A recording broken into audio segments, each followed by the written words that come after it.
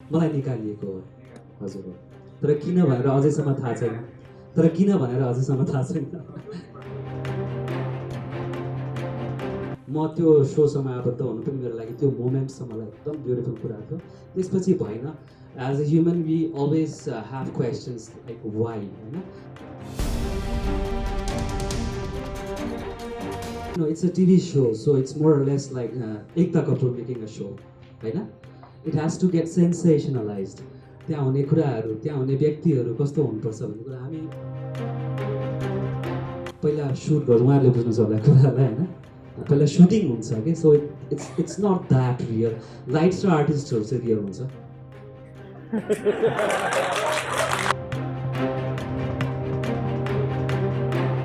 सपनाहरू सँगै बन्धन दियो किन दैवले। यो न्युज चाहिँ ट्रु नै हो, आबद्धित भएको छु, तर त्यसको बारेमा अझ विस्तृत रूपमा चाहिँ अझ जानकारी चाहिँ अब छिटै टिमसँगै मुभीको टिमसँगै नै गर्न सक्छु र बोलिरहने भएर जस्तै मेरो मन जहाँ जहाँ डराओस् त्यतै ढल्छ म। हो म तिम्रै हुँ। र न्यानो अभिवादन टक्राउन चाहन्छु र भिडियो हेरिसक्नु भएको छ, आशा छ हजुरहरू सबैलाई मन परेको छ। आज मलाई एक्स्ट्रा खुसी लागिरहेको छ किनभने म जो मामाहरूसँग हुर्केको थिएँ, मेरो आदरणीय मामाहरू पनि आज यहाँ विशेष अतिथि र प्रमुख अतिथिको रूपमा उपस्थित हुनुहुन्छ। उहाँहरूको छत्रछायामै हुर्केको आज एउटा काम उहाँहरूको अगाडि नै यसरी देखाउनु पाउँदा एकदम खुसी लागेको छ। र त्यसै गरी केन्द्र मोसन पिक्चर्स र ओरायन स्टुडियो जुन मैले काम गर्ने मौका पाएँ, उहाँहरूले करोड क्लब पुग्नुभयो, एकदमै सफल भयो युट्युबमा भनेको सुनिरहेको थिएँ मैले होइन।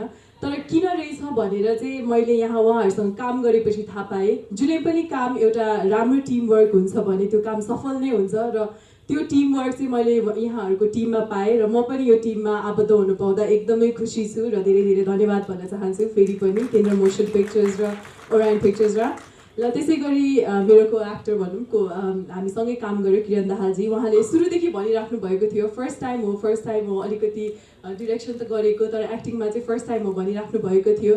तर उहाँको थ्रु मैले पनि धेरै कुरा सिक्ने मौका पाएँ र यति कम्फर्टेबलसँग काम भयो। उहाँले फर्स्ट टाइम जस्तो अब डिरेक्सन गरेको मान्छेलाई त भन्नै पर्दैन होइन, तर एकदमै सजिलोको साथ काम भयो र जुन भिडियो निस्किएको छ आउटपुट मलाई मन परेको छ आफैलाई स्वयं त, र हजुरहरू सबैलाई पनि मनपर्छ भन्ने आशा छ। र त्यसै गरी सलिन मगरज्यूलाई पनि एकदमै कङ्ग्रेचुलेसन्स भन्न चाहन्छु र thank you for having me in this team. Thank you सबैजनालाई आफ्नो महत्त्वपूर्ण समय निकालेर यहाँ आइदिनु भएको छ।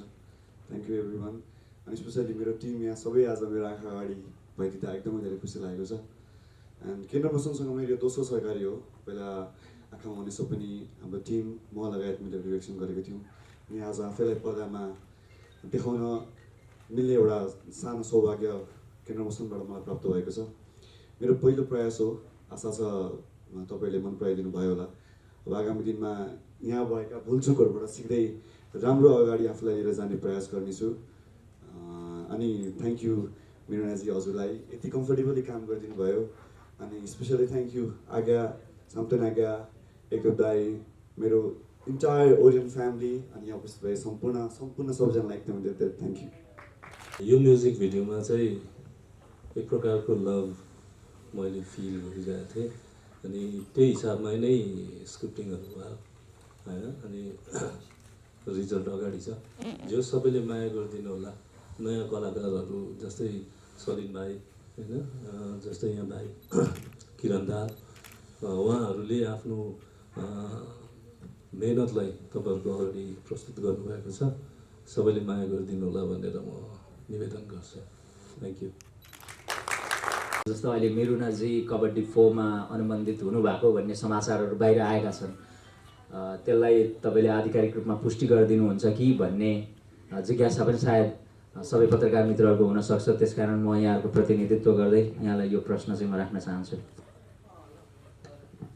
यो न्युज चाहिँ ट्रु नै हो, आबद्धित भएको छु, तर त्यसको बारेमा अझ विस्तृत रूपमा चाहिँ अझ जानकारी चाहिँ अब छिटै टिमसँगै मुभीको टिमसँगै नै न्युजहरू र यस्तै प्रेस मिट गरेर केही न्युज आउँछ भन्ने कुरा छ।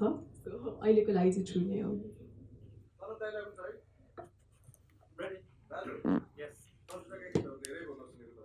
हजुर म बुझिनँ।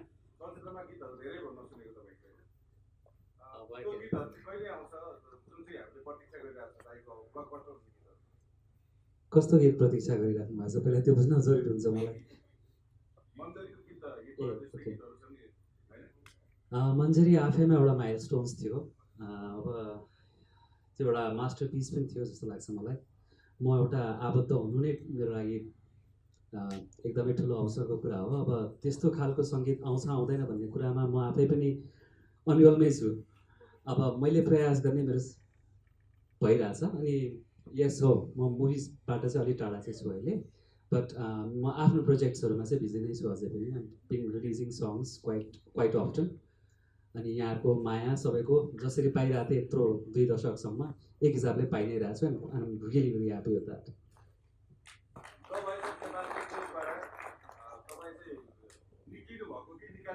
मलाई निकालिएको हो। हजुर हो। तर किन भनेर अझैसम्म थाहा छैन। त्यही त थाहा छैन भने त किन गर्ने। आम लाइक द्याट। मैले किन गर्ने भन्ने कुरा हो। म त्यो सोसँग आबद्ध हुनु पनि मेरो लागि त्यो मोमेन्ट छ मलाई एकदम ब्युटिफुल कुरा थियो। त्यसपछि भएन। As a human we always have questions like why होइन। तर त्यो वाइले मलाई सताएन। And I'm really very happy, still very happy with that. म काम नै गरिरहेको छु। And I'm really very thankful to the team.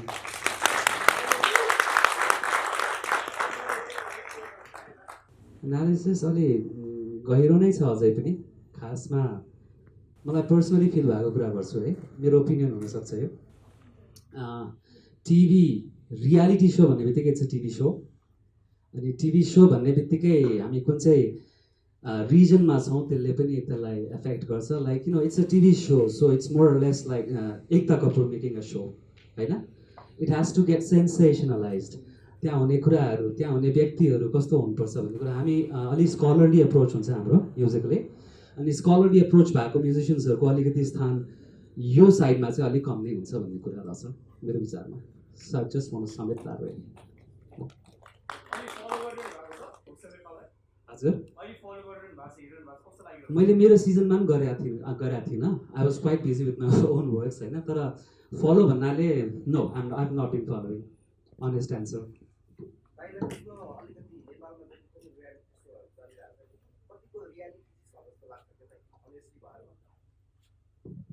Reality show अघि मैले एन्सर दिइसकेँ। It is a reality show. Of course it's a reality show but it's shot, pre shot हो नि त।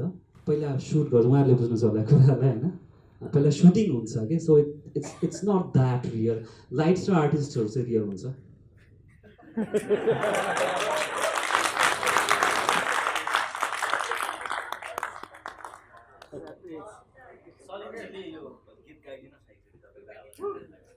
यस, मेरो तर्फबाट हाम्रो सरिन भाइलाई धेरै धेरै धन्यवाद धन्यवाद पनि दिन चाहन्छु। किन भन्दा अहिलेको जेनेरेसन्सले यो हिसाबले काम गरेको मैले सायद धेरै पछि फिल गरेँ। जुन किसिमको कम्पोजिसन रह्यो यो आजको, मलाई धेरै विश्वास छ भाइ धेरै अगाडि बढ्छ भन्ने कुराको।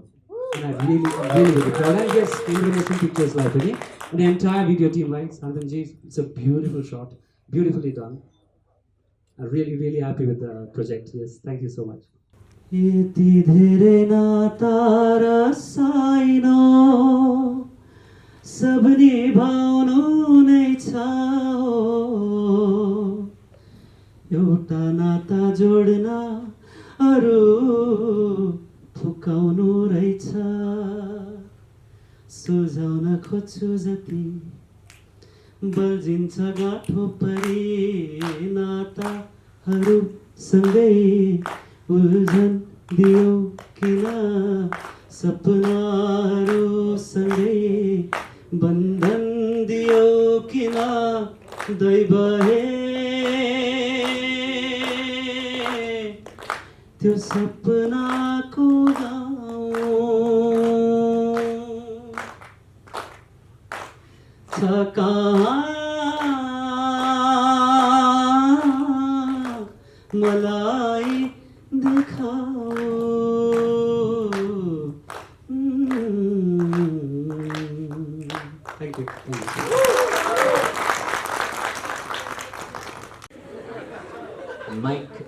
माइक छ ए ओके किरणजी त्यस्तै हुनसक्छ सायद अब आफैलाई फिल नभइकन त कुनै पनि भावनाहरू शब्द बनेर त निस्किँदैन नि त त्यो हिसाबले चाहिँ कता कता मैसँग घटिसकेको घटना हुनसक्छ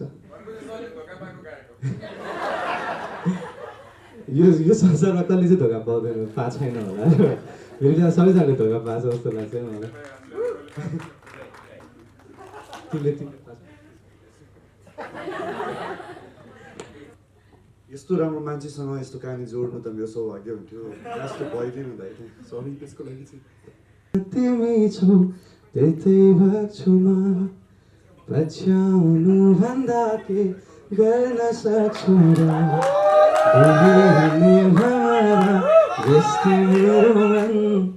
जहाँ जहाँ डराओस् त्यतै ढल्छु म म तिम्रै